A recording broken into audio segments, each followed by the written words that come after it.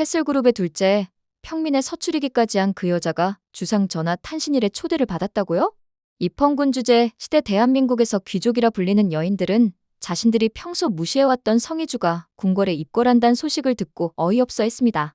돈은 성희주의 발톱의 때만큼도 없었지만 그래도 자기들만의 성역을 구축해오며 한 단계 위 계급으로서 살아왔다고 자부했는데 그 선을 성희주가 넘었다고 생각하니 배가 아픈 걸 넘어 꼬여오는 걸 느꼈죠. 탄신일 연회에서 성희주를 만나게 되면 제대로 망신을 줘야겠다 생각하고 있었으니까요. 하지만 이런 여인네들의 질투와는 상관없이 한껏 들떠 행복하기만 한 성희주, 저 오늘 골 들어가는 거 아시죠? 캐슬 그룹의 후계자, 주상 전하의 탄일연에 초대받다. 이렇게 대문짝만하게 기사 내라고 홍보팀에 오더 좀 내려주세요. 기사 제대로 써주지 않는 신문사나 방송사는 광고 다 끊어버릴 거니까 알아서들 하라고요. 주상의 탄일연에 초대받아 한껏 들뜬 성희주는 월요 회의 시간에 간부들을 불러 모아 지시를 내렸어요. 적어도 자신이 입는 옷과 구두 모두 완판될 것이고 왕족에게도 인정받는 기업이라는 사실은 캐슬그룹 호감도에도 긍정적으로 작용할 것이기에 대대적인 홍보가 필요하다고 생각했죠.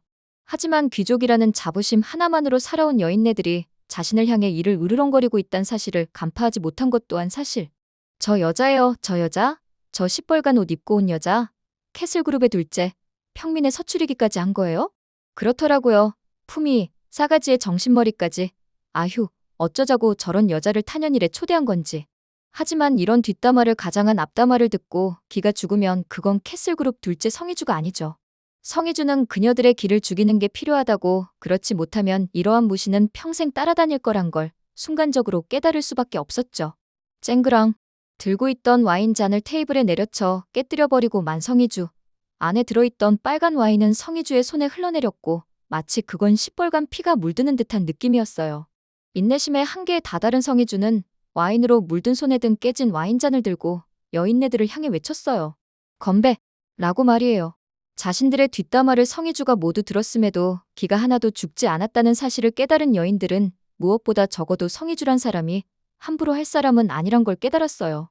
그녀의 아우라에 기가 눌려서는 쥐들이 사방으로 뿔뿔이 흩어지는 것처럼 사방으로 도망쳐버리고 말았으니까요.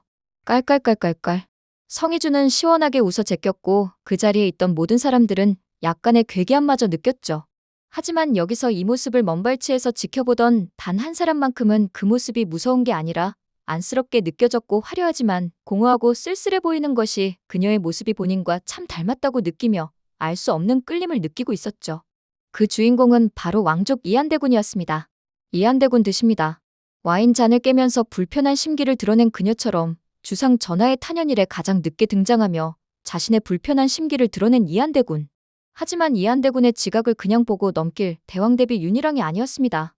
8살 자신의 아들이 왕의 권위를 세우기 위해서는 많은 사람들이 보는 앞에서 이한대군의 길을 꺾는 게 주상으로서의 채통을 지키는 길이라 믿었으니까요. 그런데 이러한 엄마의 마음을 전혀 모르는 어리고 순수한 주상은 자신과 잘 놀아주는 숙부를 보자마자 흥분한 마음을 감추지 못하고 숙부 라고 소리치며 반갑게 맞았는데요.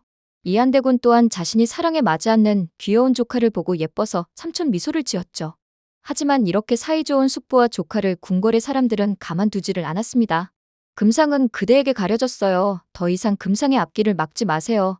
하늘에 계신 형님도 그건 원치 않을 겁니다. 이한대군의 작은 행보 하나에도 예민하게 구는 윤희랑은 이한대군을 따로 불러서 그동안 아무것도 하지 않고 있던 이한대군이 주상을 대신해 섭정을 시작하려는 것에 큰 불안을 느끼고 있었습니다.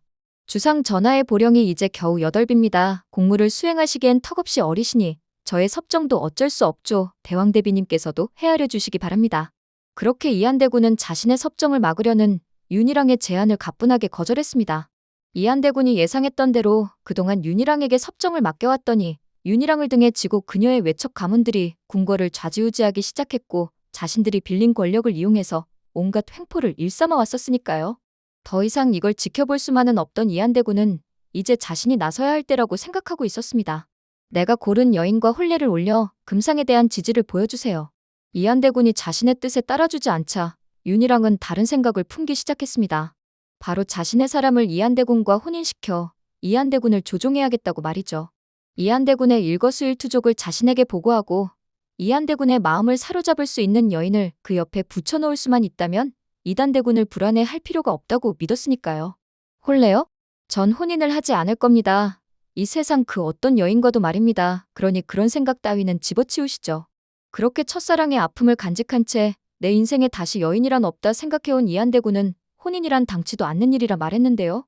하지만 지금 이 순간 어떤 여인 하나가 자신과의 결혼을 계획하고 있단 사실은 꿈에도 생각할 수가 없었죠. 이한대군이랑 결혼을 어떻게 해요? 왜 안 되냐고. 난 지금껏 내가 갖고 싶었던 거 단 하나도 이루지 못한 적이 없어. 이한대군 내가 반드시 갖고 만다고. 이한대군과의 결혼을 위해서 아련을 신청한 성희주는 이한대군을 만나면 그를 한 번에 유혹해버리고 결혼까지 가겠다고 마음을 먹고 있었습니다. 그런데 감을 봐야 감을 따든지 할 텐데 결혼 생각이 하나도 없던 이한대군은 성희주의 아련 신청을 계속 거절하고 있었는데요. 원하는 걸 이루지 못하면 비명을 지르는 안 좋은 버릇을 가지고 있던 성희주의 집무실에서는 매일매일 으악! 거절한다고. 또 거절? 이라는 비명 소리가 터져 나왔습니다. 하지만 포기는 배추 셀 때나 쓰는 말이라고 강력하게 믿고 있는 성희주는 전략을 바꿔 후배라는 명목으로 이한대군과의 만남을 결국 성사시키죠. 후배님, 그리 애타게 나를 찾은 이유는? 신분 상승 좀 하려고요. 대군마마, 저와 혼인하시죠? 당돌하고 황당한 제안을 하는 성희주에게 이한대군은 어느덧 호기심을 느끼고 있었습니다.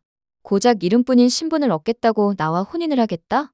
말도 안 되는 성희주의 말에 이한대군은 고개를 가로로 저으며 거절하면서도 왠지 그녀와 혼례를 치르게 되면 각박하고 재미없는 궁궐 생활에서는 벗어나 신기하고 재미난 모험이 펼쳐질 것만 같았습니다. 내 재미난 이야기는 잘 들었다. 그러니 이만 썩 물러가거라. 하지만 이한대군은 자신의 마음을 전혀 드러내지 않고 성희주를 궁궐에서 내쫓다시피 했고 자존심이 크게 상한 성희주는 나 지금 까인 거야? 라며 방방 뛸 수밖에 없었죠. 성희주가 나가자마자 이한대군은 그녀에 대한 조사를 하기 시작했고 재벌 그룹의 서출로 태어났지만 오로지 자신의 능력과 자신감 하나로 모든 걸 이룬 성희주의 당당한 삶을 보면서 왠지 그녀에 대해 더 알고 싶단 생각이 들었습니다. 그렇게 이한대군이 성희주를 생각하면서 빙긋 미소 짓는 모습을 옆에서 우연히 본 민정훈은 눈썹을 찡그리더니 입술 또한 지그시 깨물며 감춰둔 자신의 속내를 드러내고야 말았습니다. 자가, 설마 성희주에게 관심을 두시는 것입니까? 그녀는 평민의 서출입니다. 자가와는 조금도 어울리지 않는 여인입니다. 오늘 영상 재밌으셨다면 구독과 좋아요 부탁드려요.